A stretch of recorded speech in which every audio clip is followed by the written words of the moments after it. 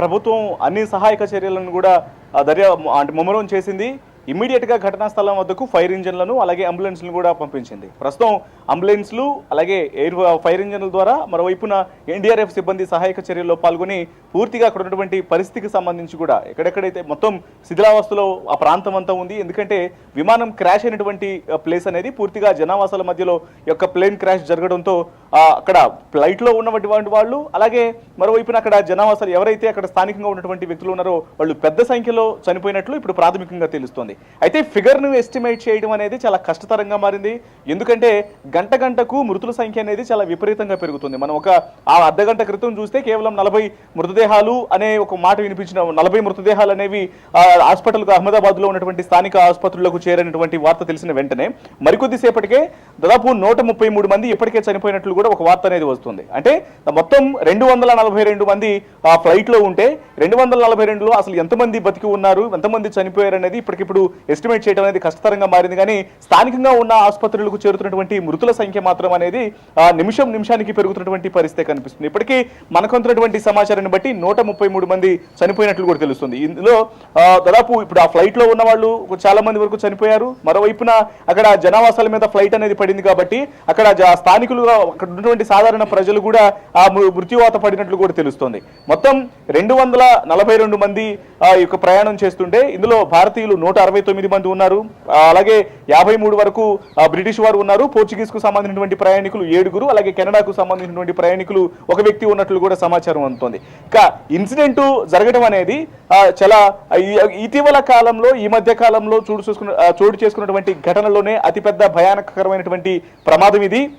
మొత్తం 1:17 flight Ahmedabad airport నుంచి start అయినటువంటి కొద్దిసేపటికే ఎయిర్పోర్ట్ పరిసర ప్రాంతాల్లోనే ఇమీడియట్ గా క్రాష్ అవడం జరిగింది. అయితే లండన్ కు వెళ్ళేటువంటి ఈ యొక్క ఫ్లైట్ అనేది కొంత లాంగ్ జర్నీ అవడంతో ఇమీడియట్ గా లోపల ఇంధనాన్ని కూడా చాలా భారీగా నింపి ఉంచారు. చాలా ఫ్యూల్ అనేది చాలా ఎక్కువ క్వాంటిటీలో ఫ్యూల్ అనేది ఉంది.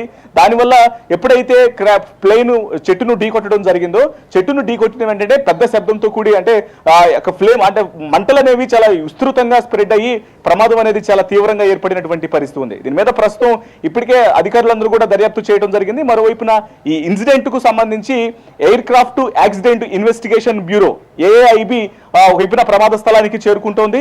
ఇప్పటికే ఏదైతే ఇటు సివిల్ ఏవియేషన్ డీజిల్ కూడా దీని మీద స్పందించడం జరిగింది. మొత్తం ఈ యొక్క ఎయిర్ క్రాఫ్ట్ కు సంబంధించినటువంటి ఏదైతే యాక్సిడెంట్ అనేది చోటు చేసుకుందో ఈ ఇన్సిడెంట్ మీద పూర్తిగా పరిశోధన అనేది స్టార్ట్ చేశారు. ఇక మరోవైపు ప్రధాని మోడీ ఇమ్మీడియట్ గా ఘటనా స్థలానికి హోంమంత్రిని అమిత్ షాను, మరోవైపు విమానయాన సంస్థకు సంబంధించినటువంటి మంత్రిని రామ్మోహన్ నాయుడు ఇద్దరిని కూడా హుటాహుటిన ఘటనా స్థలానికి వెళ్లవలసిందిగా ఆదేశాలను జారీ చేస్తూ ఎప్పటికప్పుడు అక్కడ ఉన్నటువంటి పరిస్థితులు మొత్తాన్ని కూడా అధికారులను అడిగి తెలుసుకుంటున్నటువంటి పరిస్థితి ఉంది. ఇక ఇదిలా ఉంటే ఇప్పటికే ఎయిర్ ఇండియా సైతం యొక్క ఇన్సిడెంట్ కు సంబంధించి ఒక నోట్ ను కూడా రిలీజ్ చేసింది. ఎప్పుడైతే ఈ యొక్క ఘటన అనేది చోటు చేసుకుందో ఘటనను కన్ఫర్మ్ చేస్తూ కూడా ఎయిర్ ఇండియా కొన్ని కీలక సూచనలు చేస్తూ ఆ ప్రయాణికులకు సంబంధించినటువంటి వివరాలు తెలుసుకోవాలనుకుంటే మాత్రం ఖచ్చితంగా టోల్ ఫ్రీ నెంబర్ కు కాల్ చేసి వివరాలను తెలుసుకోవచ్చినటువంటి విషయాన్ని తెలియజేసింది. ముఖ్యంగా హాట్ లైన్ నెంబర్ ను ఒకటి జారీ చేసింది. ఈ హాట్ లైన్ నెంబర్ లో 1800569144 ఈ నెంబర్ కు కాల్ చేసి ఇమీడియట్ గా ప్రయాణికుల యొక్క డీటెయిల్స్ ను అక్కడ ప్రస్తుతం పరిస్థితులకు సంబంధించినటువంటి ఏదైనా సహాయక చర్యలకు సంబంధించినటువంటి పూర్తి వివరాలన్నీ కూడా తెలుసుకోవాలనుకుంటే మాత్రం ఈ నెంబర్లకు కాల్ చేయాలనేది ఎయిర్ ఇండియా అధికారులు సోషల్ మీడియా వేదికగా ఇటు ఎక్స్ ద్వారా తమ యొక్క టోల్ ఫ్రీ నెంబర్ కు సంబంధించినటువంటి ఇన్ఫర్మేషన్ ఇవ్వడం జరిగింది. ఇక తదుపరి ప్రతి ఒక్క సమాచారాన్ని కూడా తాము సోషల్ మీడియా వేదికగా ఎక్స్ ద్వారా అందిస్తాము అనేటువంటి విషయాన్ని కూడా కన్ఫర్మ్ చేశారు. ఇక బోయింగ్ 787-8 యొక్క ఎయిర్ క్రాఫ్ట్ అనేది ఇటీవల కాలంలో చాలా ప్రతిష్టాత్మకమైనటువంటి ప్రయాణాలు అంటే మరోవైపు లోపల ఆ ప్రయాణం చేస్తున్నటువంటి ఎవరైతే ఇప్పుడు ఆ యొక్క విమానాన్ని నడిపిస్తున్నటువంటి వ్యక్తులు ఒకైన సుమిత్ సబర్వాల్ పైలట్, అలాగే ఫస్ట్ ఆఫీసర్ గా ఉన్నటువంటి కైవ్ కుందర్, వీళ్ళిద్దరు కూడా అనుభవం లేనటువంటి వ్యక్తులు కాదు. దాదాపు ఎంతో అనుభవం కలిగినటువంటి వ్యక్తులే ప్రజెంట్ యొక్క విమానాన్ని డ్రైవ్ చేస్తున్నారు. సాంకేతిక లోపమా లేకపోతే చెట్టును క్రాష్ చేయడానికి అంత లో హైట్ లో ఎందుకు ఫ్లైట్ అనేది అట్లా వెళ్లాల్సి వచ్చిన పరిస్థితి ఏర్పడింది? ఒకవేళ ఇంధనం అనేది చాలా ఎక్కువగా ఉన్న కారణంగా ఒక్కసారిగా పైకి ఎగరడానికి సమయం తీసుకుంటంలో భాగంగానే ఒక్కసారిగా కింద ఎత్తున ఉన్నటువంటి చెట్టును ఢీకొట్టడం జరిగిందా?